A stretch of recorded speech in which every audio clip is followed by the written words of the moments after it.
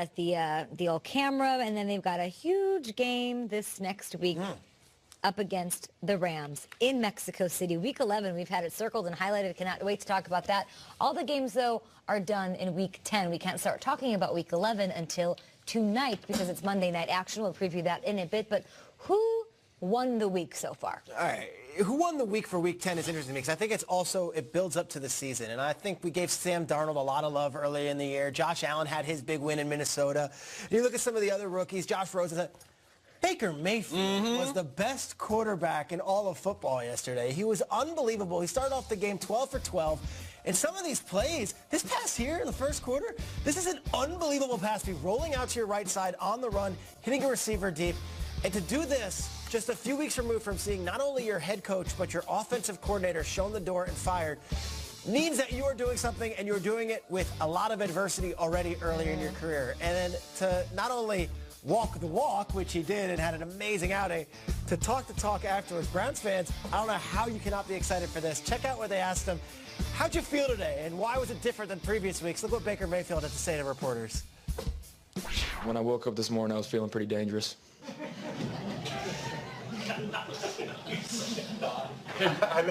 Care to expand on that? I just woke up feeling real dangerous. You got all the sauce.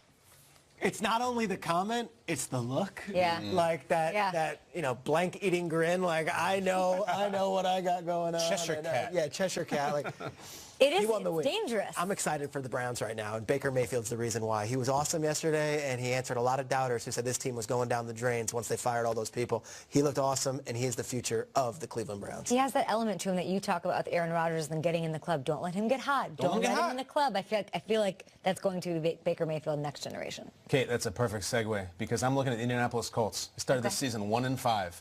And they've won 3 games in a row. It's interesting because Frank Reich, neither in college or pros, has no history of comebacks whatsoever. He's never done it. It's not in his fabric, but he's found a way to win 3 in a row. Andrew Luck is white hot right now. I'm not saying that as a dumb joke, Nate. He is scorching hot. The craziest stat I've seen is that Andrew Luck hasn't been sacked in 4 straight weeks. Crazy. The guy who's made a living getting sacked. And you want crazy.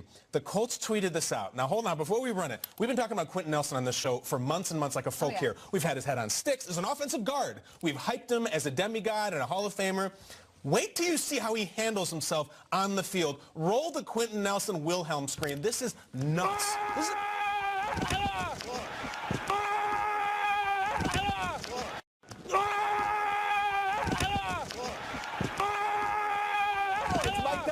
That is Quentin Nelson mic'd up in a guttural scream pulling on the field. Losing his mind. Just over and then just leveling a Jaguars defender. Kyle, he was the offensive rookie of the month At guard. At guard. At guard. It was, it wasn't any of these quarterbacks or big, an offensive guard, and now he's starting to live up to that Paul Bunyan deal with the screams. How terrifying is he? He won the week as well as the Colts. Andrew Luck hasn't been sacked in how many games? 4. Paint on him, and he's like, freedom! Right. Like he's Braveheart, which was amazing. Oh, fireballs from his eyes and bolt of lightnings from his arse. You guys have really sort of taught me to look at all the extracurriculars that are going on, not just the play and what's happening. And he was not a rookie out there. And as far as communicating and going back and forth with these Jags defenders who we know talk a lot and have a lot of energy about them. He was like, get away, go away, go away. I'm like, he's looking like a 10-year vet out there talking to these guys, towering over them. It's true. Those 10 toes were up towards the roof of the ceiling, pancakes. Could you imagine that coming at you?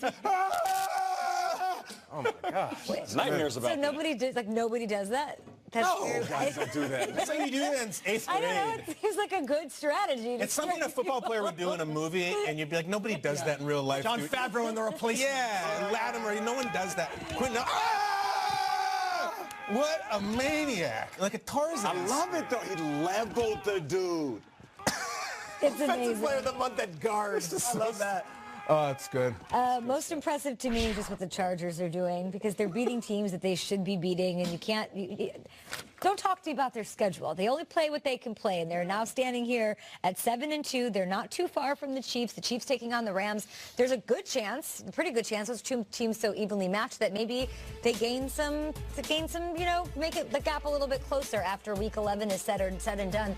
Over this winning streak, guys, 6 straight, which is impressive in and of itself. They're allowing the fewest points in the league. 15.5 points. Melvin Gordon doing his thing. He always does.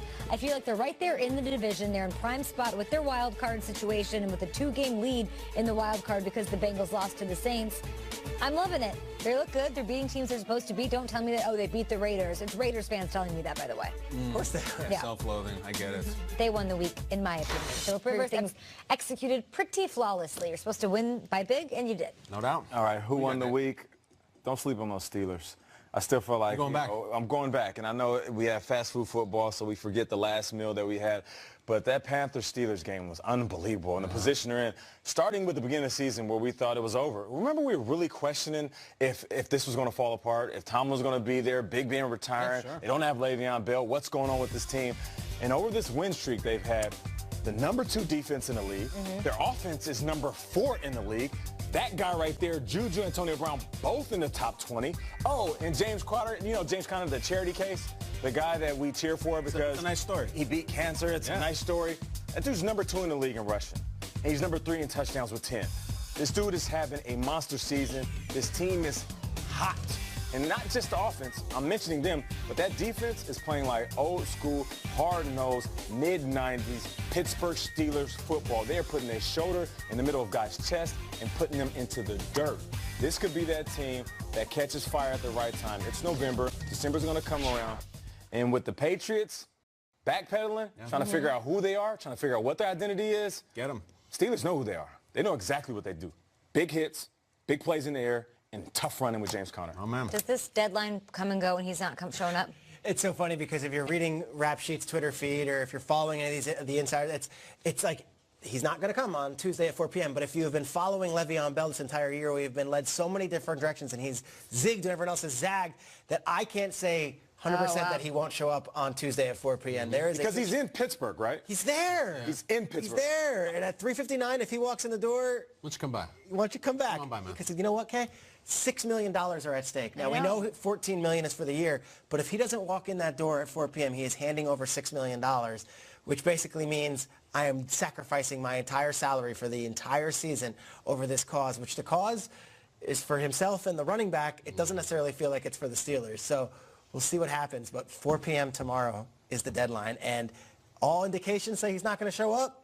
We've been fooled by Le'Veon Bell before. You're feeling Aditi Kinkhabwala will be on Lev watch until Gotta check then. them local gyms, man. Yeah, well said. I don't know if Tomlin's like going to LA Fitness, like, what's up? I'm signing Gyms to and rep pick up studios.